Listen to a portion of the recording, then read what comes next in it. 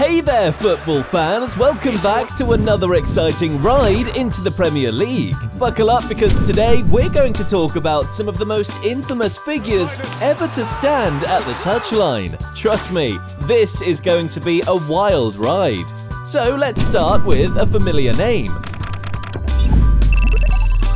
Frank Lampard. Oh man, Lampard's Premier League managerial career has been a rollercoaster ride, and not the fun kind. I mean seriously, the poor guy can't catch a break. It's been a tough road for him lately, and by tough, I mean downright brutal. Let's start with his recent record. Lampard has managed to win just once in his last 20 games. Yikes! Despite his legendary status at Chelsea when Lampard returned to his beloved club as a manager, things didn't quite go as planned. Instead of leading the team to glory, he took them from a respectable third place to a disappointing ninth. Ouch! 0 to 0 in the blink of an eye. And just when you thought it couldn't get worse, he moves to Everton and takes them from 16th to 19th. Talk about a downward spiral. You'd think 2 terminations would be enough to make someone take a break and reconsider their approach, right? Nope, not our determined Lampard.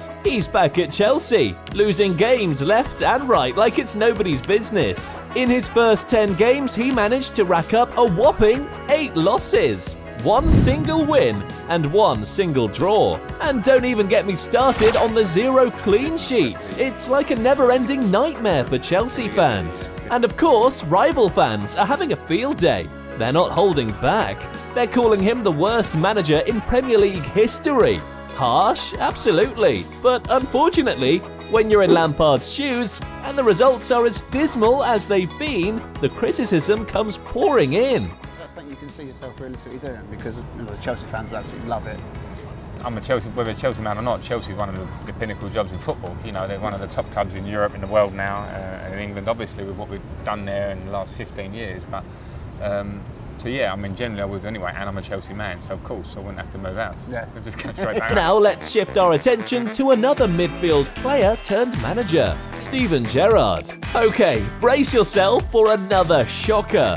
Gerrard, known for his incredible performances on the pitch, hasn't quite found the same level of success in his managerial career. Yes, he won the Scottish Premiership title at Rangers in the 2020-21 season, ending Celtic's dominance, but many people say his assistant, Michael Beale, played a crucial role in that success. Some even say Beale deserved more credit than Gerrard himself.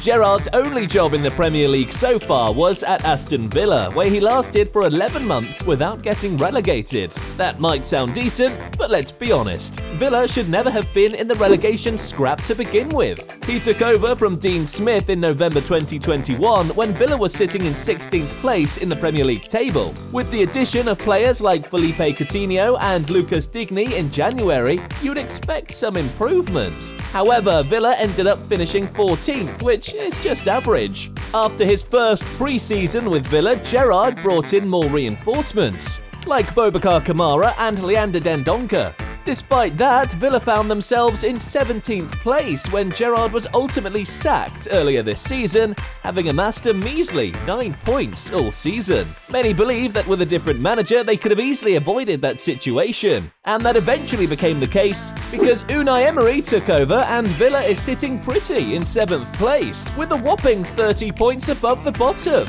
They're now rubbing shoulders with the top teams like Chelsea, just 2 points behind Liverpool and level on points with Tottenham. If it weren't for Gerrard's time at the helm this season, they could have been dreaming of Champions League qualification. I have a bit of a hot take for you. In my opinion, Steven Gerrard and Frank Lampard, 2 of the Premier League's greatest ever midfielders, are currently 2 of the league's worst ever managers. I know it's controversial, but hear me out. If they didn't have such illustrious playing careers, Lampard wouldn't have been handed the managerial gigs he got, and Gerrard wouldn't be in the spotlight either.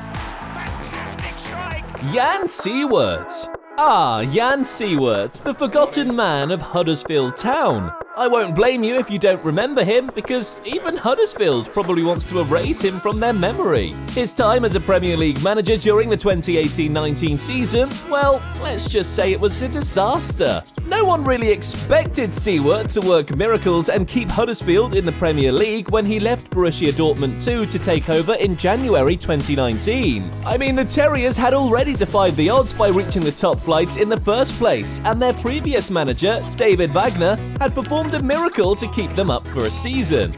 But boy, did Siewert disappoint. He managed to fall short of even the lowest expectations. In his short tenure, he took charge of 15 Premier League games, and guess how many he won? Just one. Yep, you heard that right. One single victory out of 15 games. Talk about a lackluster performance. The team scored a measly 9 goals under his management while conceding a whopping 36. I mean, that's like a leaky faucet. It's tough inheriting a struggling team, but Siewert's performance was spectacularly bad, to say the least. John Carver. Now let's talk about John Carver. This guy managed to do something truly impressive at Newcastle United in the 2014-15 season. And by impressive, I mean impressively bad. Carver, who in a moment of confidence that some might call delusional, one described himself as the best coach in the Premier League. Little did he know that his words would come back to haunt him in the most spectacular fashion. He took over as the temporary manager, not as an interim, mind you, when things were looking pretty decent for Newcastle. They were in 10th place, comfortably clear of the relegation zone and not too far off the top 4. But under Carver, things went downhill fast. Out of the remaining 19 games, they managed to win only 3. They went on one of the longest losing streaks in Premier League history and managed to finish just 4 points above the relegation zone. Yeah, that's not the kind of performance you'd expect from a team that had shown potential earlier in the season. You're gonna have to admit, yeah, you're gonna have to admit too. See you later. He's a great bloke, that John Carver, I have to say. Bob Bradley. Brace yourself for Bob Bradley. This guy managed to do something that damaged America's reputation abroad. And no, I'm not exaggerating. Bob took charge of Swansea City in the 2016-17 season, becoming the first American to manage a Premier League team. Now, as an American myself, I was really excited to see how he would fare. But man, it was rough. Swansea was already in a precarious position when Bradley arrived, hovering just above the relegation zone, and unfortunately things didn't get any better under his leadership. In fact, they got worse, much worse. The team won only 2 out of the 11 games he was in charge of, and they conceded a whopping 29 goals during that time. It was like watching a train wreck in slow motion. Fans were tearing their hair out, and pundits were having a field day mocking the American manager. The worst part? Bradley's tenure at Swansea lasted a mere 85 days. Yep, you heard that right. He was out the door faster than you can say soccer. It was a disastrous experiment, and it left a lot of people scratching their heads, wondering if Americans would ever be taken seriously as managers in the Premier League. I apologize because I get it too hard. Right? But having said, no, I want you to know that. But I'm concerned because... Terry Connor. This guy, lol. Terry Connor at Wolverhampton Wanderers. I mean, this guy had been coaching at Wolves for ages and finally got his chance as the manager when Mick McCarthy was sacked. The team was in a decent position, but under Connor's leadership, things went downhill fast. Like seriously, they couldn't win a single game out of the 12 he was in charge of. 0% win rate, my friend. Wolves ended up dead last and got relegated. Tough break, right? Nathan Jones. Now let's talk about Nathan Jones. Zoomed in towards Rooney. Sweeney on the edge of the area. Nathan Jones!